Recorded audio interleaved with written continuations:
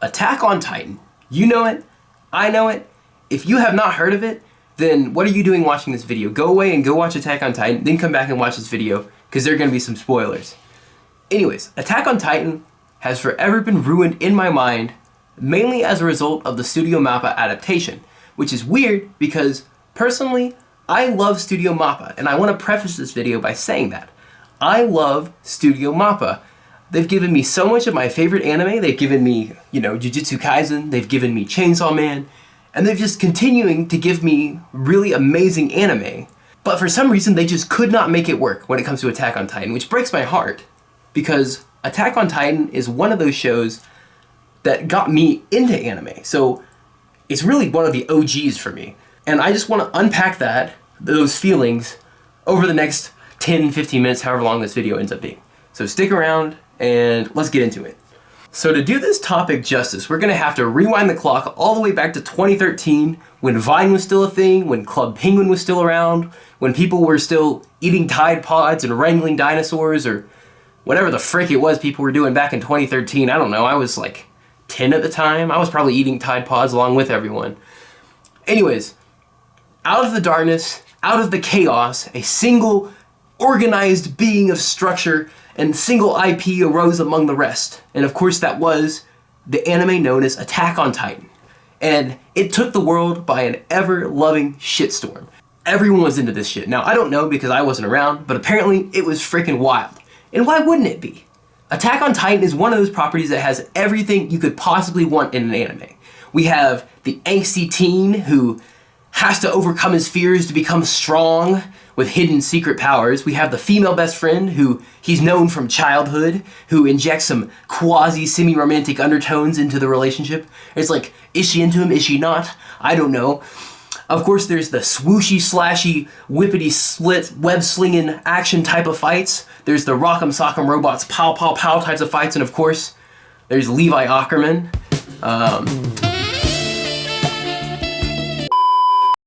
He kind of cute though. Yeah, but anyways, Attack on Titan was really popular and it took the world by an absolute storm.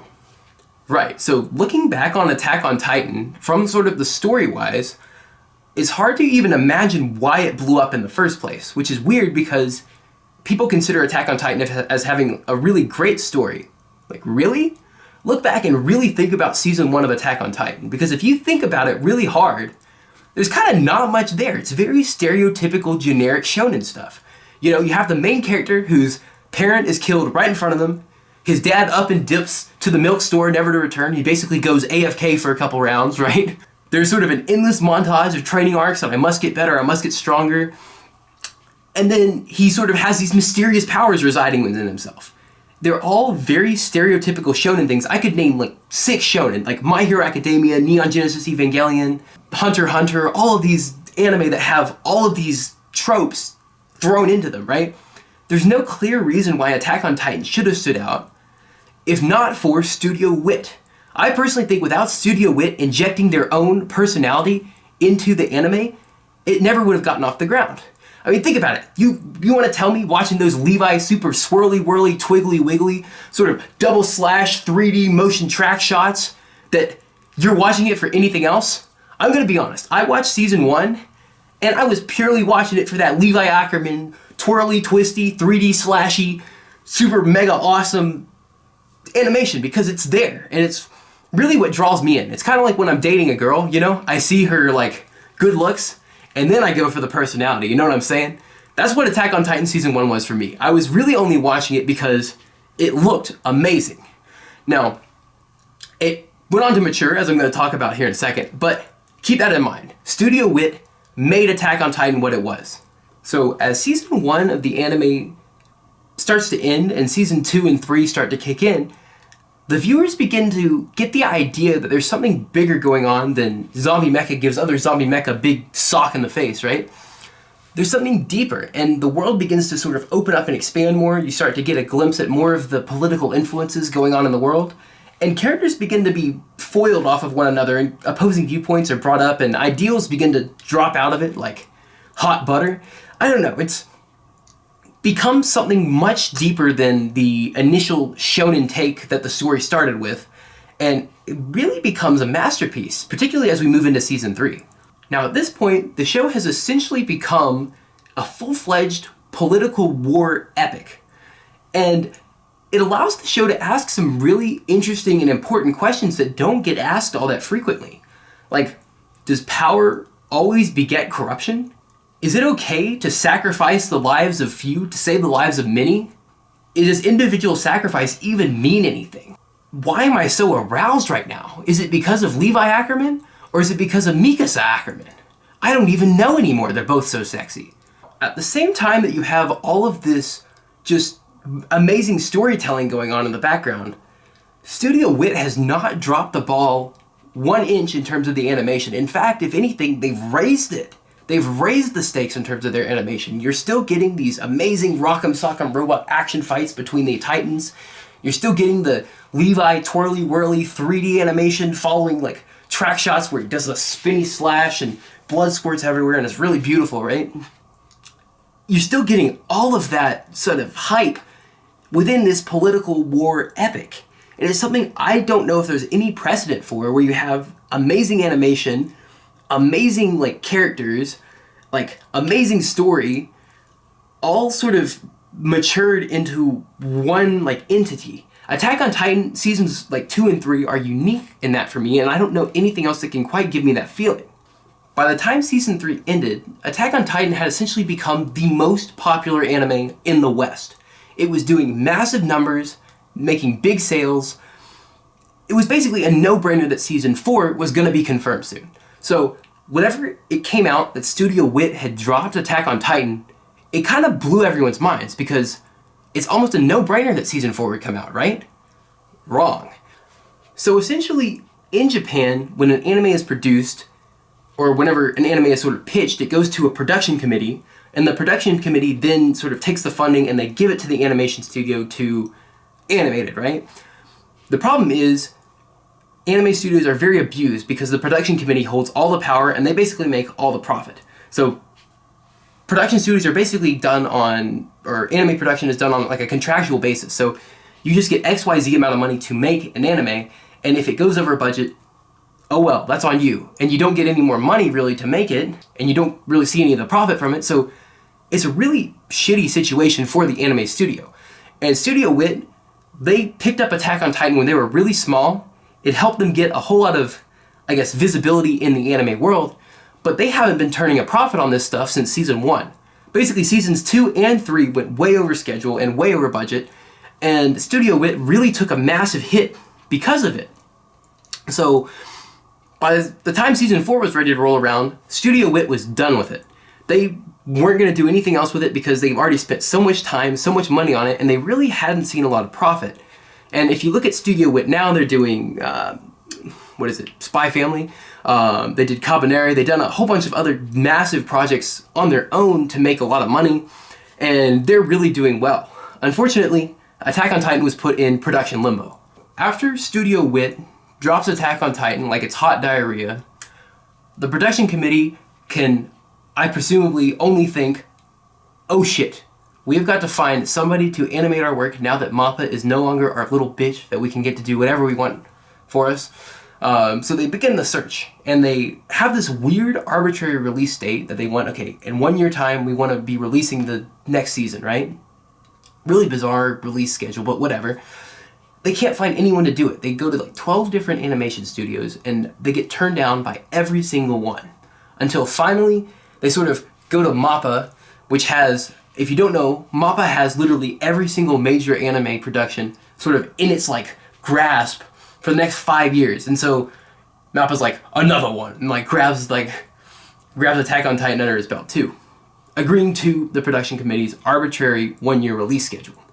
So after about a year of waiting, the results have finally come in. Attack on Titan season 4 dropped, and it's good, but for me that just hurts because Attack on Titan isn't good.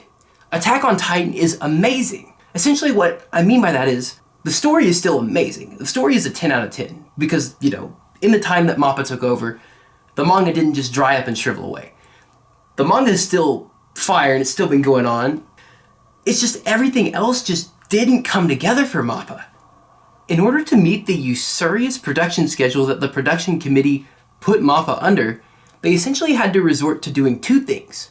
One, they either looked at a fight, and if it was too complicated, they would either condense it down or just cut it out of the show altogether, or they would resort to using these big CGI engines that just don't look right. They're just big and clunky, and it just doesn't feel quite right.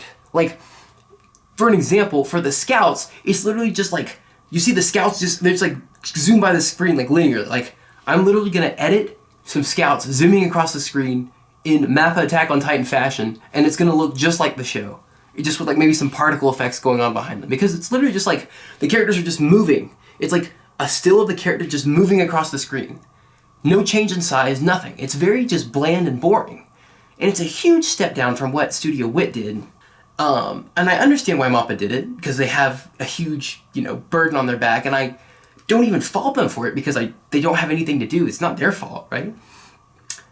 It just hurts, because when I watch Attack on Titan, of course it has this awesome war drama that goes on in the background that really, has matured with me in what I'm drawn to in the show. Like in Season 4 of Attack on Titan, it's evil Eren Yeager, and the whole idea of the protagonist that you've been following along the whole story just doing a 180 and becoming evil. I know that's a spoiler, but I did warn you spoilers at the beginning, so I don't feel too bad about it, right? And that's really cool. The idea of evil Eren Yeager is a really cool idea. The problem is, that's kind of the only cool thing keeping me going in this show. And Attack on Titan for me was a show that had these big lofty ideals that I could follow along, but then I could just flip on monkey mode at any given time and be entertained and watch the fights and see Levi Ackerman with his twirly, twisty, 3D, just slashy, web slinger, spin shots. I could always sort of rely on those to get me through. And it was really what drew me to the show in the first place, and to have that taken away from me, it doesn't even feel like Attack on Titan anymore, and I'm really just following it for the story. I might not even watch the third part, because, actually, who am I kidding? I'm definitely going to watch the third part. But I feel like not watching the third part, because I've already read the manga, I already have the story, I don't really need to watch the anime. Funnily enough, my other sort of pet peeve against Studio Mappa is, I feel like they pared down the animation and took all the time they should have put into that animation and just put it into like making the most boring, slow expositions of all time. And I know some of that's from the manga, but I feel like Attack on Titan has always had these big exposition-y parts where they're just telling the audience a whole bunch of stuff, but it's always sort of broken up with a bunch of action. In Season 4, there will be massive scenes where characters just talk and talk and talk and talk to one another, and I'm just like, oh, show me a Titan! I want to see something punch something, I want to get out of that spinny cycle of just talking. I want to turn on monkey mode, and there's nothing to do that for me. And yes, evil Eren is super cool, but I want more, and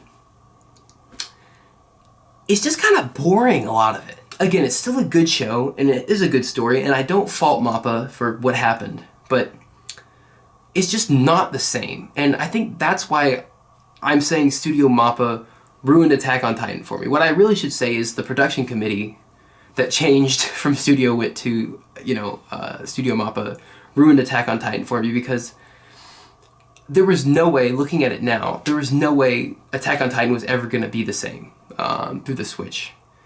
Which is fine, but it does hurt me a bit. It was a show that I fell in love with a long time ago, and it has a very special place in my heart, being one of the anime that got me into anime as a genre. So yeah, it's a little bit sad, but it is what it is, and I'm going to try to enjoy the rest of what we've gotten. Yeah, anyways, that's all I got, and I'll see you gamers later. Bye-bye.